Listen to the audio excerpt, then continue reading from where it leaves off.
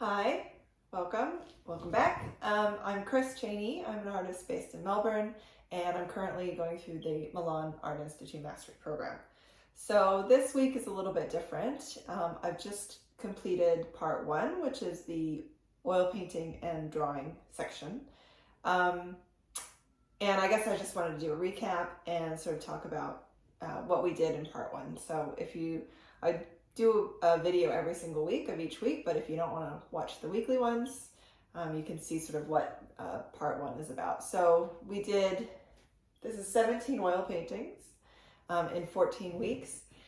And we did a bunch of drawings, like realistic drawings from life and portraits and just cityscapes, crowds, all sorts of drawings, but I didn't really keep all of them.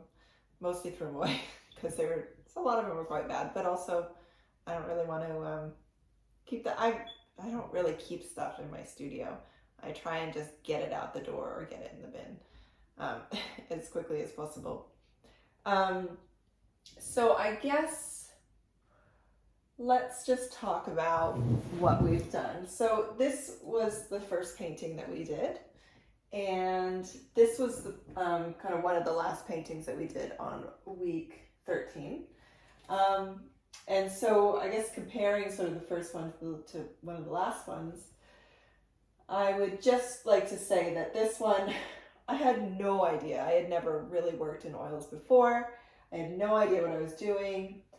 We did the subtractive and glazing. So we did the dark layer and then we subtracted out the highlights, and then we essentially put in this color, and it was a bit like coloring in. So it's like, okay, the bird is red, and then this one's blue, and then these ones are green, and then the background's green. So it was a really simplified process. And then we took these colors and mixed them with a little bit of white to really bring out those highlights, and then maybe mix them with a little bit of black to sort of darken up some areas that, maybe needed darkening up. So that was a really simple process, simple sort of, not much color theory really. All you were learning was this background should be in cool colors, and then this bird should be in warm colors.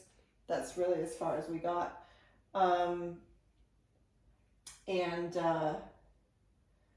I think that, it's a cute little painting, but I was, having a hard time, you're trying to take the oil paints and then mix them with a medium and understand kind of the viscosity of them and the transparency of them. So there was a lot going on in that first painting, and it was quite intimidating to sort of work with the new materials.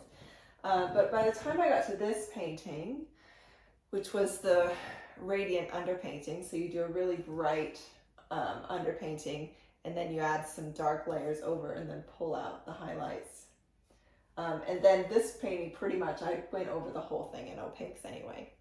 But you can see the color is a lot more complex in this one. So we've got way more different shades of greens and blues. And then the whole body here is, tones of gold and yellow and purple and blue that sort of all come together to create these sort of fleshy tones. And then also, of course, the whole painting is a little bit more complex color theory, because we've got sort of these greens and these pinks.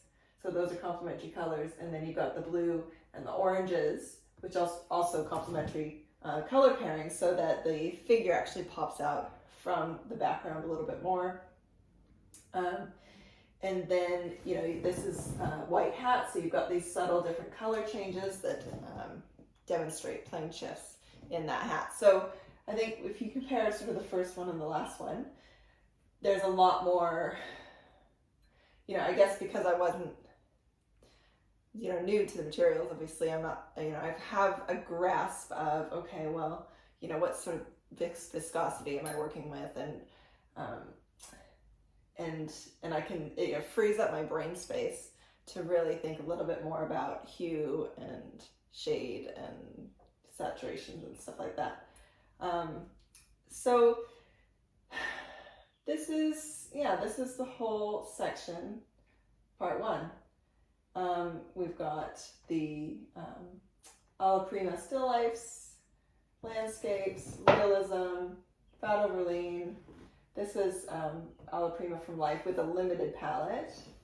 This is the infamous monster portrait, which was week 3, I think. So even comparing sort of this portrait to this one and then these other two, like you can see, like actually I still didn't really have a great grasp of how to mix the colors, how to get light and dark, and how to describe the form without radical color changes. So I, like with this one, it's quite dark right here. It was like, oh, if I just add a little teeny bit of black, and then all of a sudden it's like, oh, that's too black. So this one sort of shows a lot more subtle color shifts to describe the forms here. So let's see, what else? I think I definitely have more confidence. I don't normally paint or draw super realistically. I do it enough because, especially with portraits, like things need to be in proportion and, at right angles here and here.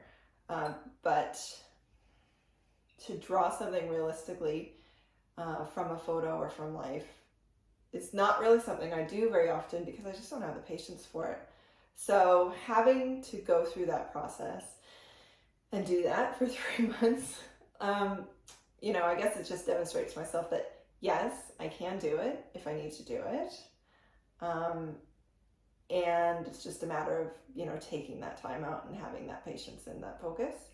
And also, it's really important to build these skills, because if you are painting something, like when I was painting this one, if you go back to the other week, you'll see that like the lips were off and the nose was like weird, and in my source, like the nose didn't even show up because I had done like a double exposure. So I had to go back to the original photograph and put the nose in because I decided, yeah, I did want the nose in. So having built up those drawing skills is important, because when something goes wrong, then you've got the skills to fix it.